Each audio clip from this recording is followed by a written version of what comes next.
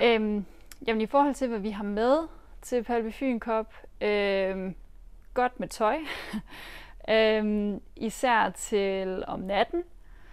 For natten kan godt være ret kold, også fordi det er maj. Det ligger typisk det ligger altid der i slutningen af maj måned, og der, selvom temperaturen er ved at være okay, så synes jeg tit, man bliver overrasket over, hvor koldt det bliver om natten, fordi vandet stadigvæk er ret koldt, så når solen er væk, så kan det virkelig mærkes. Så man har selvfølgelig sit sejltøj med, sine sejlstøvler med, godt med solcreme plejer jeg også altid sørge for, eventuelt en kasket, hvis de nu lover godt vejr, fordi man kan også godt blive virkelig kogt i hovedet af at sidde på vandet sådan en hel dag. Selvfølgelig også solbriller.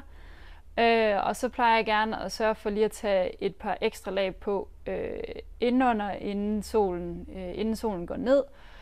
Så lige få taget et par ekstra bukser på, så fleecebukser, joggingbukser, hvad man nu har, og en ekstra en ekstra sweater eller en ekstra fleecetrøje, eller måske to, hvis man er lidt kuldeskær. Og eventuelt også kan det være rigtig fint faktisk at have en ekstra jakke med, sådan så jeg plejer tit at have en lidt mindre jakke,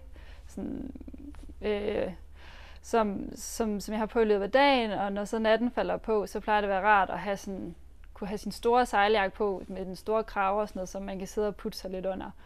Og så selvfølgelig altid en hue og en halserdisse.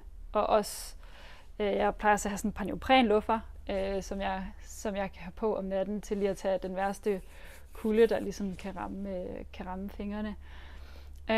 Og så ellers, vi plejer så altid at have en aftale ombord, at når solen ligesom er gået ned, jamen, så de knæklys, vi har med,